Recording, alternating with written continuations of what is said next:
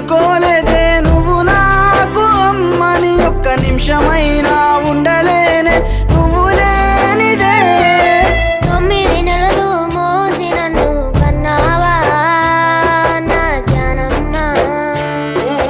చచ్చే వరకు నీ తోడు ఉంటానే జానమ్మ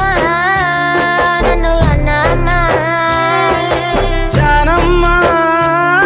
నన్ను గన్నమ్మ